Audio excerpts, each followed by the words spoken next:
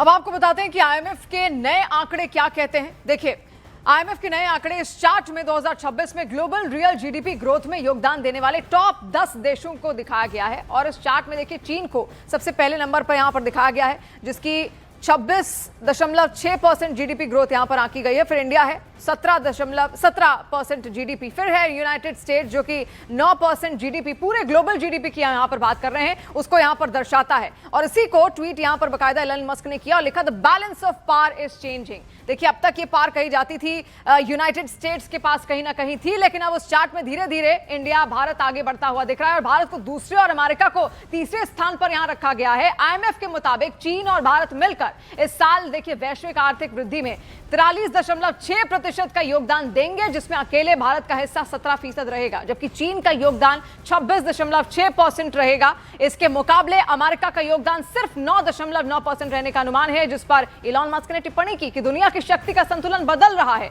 IMF का नया chart वैश्विक अर्थव्यवस्था का केंद्र रहा है और पश्चिम से पूर्व यानी कि अमेरिका और यूरोप से एशिया की ओर खिसकने की ओर इशारा भी करता है। अब देखिए, जम्मू कश्मीर से बात यहां पर करेंगे, जहां पर जम्मू कश्मीर के भद्रवाह में ताजा बर्फबारी के बाद पहाड़ सफेद चादर से ढके हुए नजर आए। भद्रवाह से आई बर्फबारी की तस्वीरों को देखकर ऐसा लगा मानो पहाड़ों ने बर्फ की चादर यहां पर ओढ़ ली हो। और वहीं रिहायशी इलाकों में सड़कों पर 2 से 3 फीट तक बर्फ जमी हुई है। लोगों की गाड़ियां और मकान सब कुछ बर्फ से ढके हुए नजर आए। और साथ ही बर्फबारी के बाद इन इलाकों में घूमने पहुंचे पर्यटकों के चेहरे खिल उठे हैं।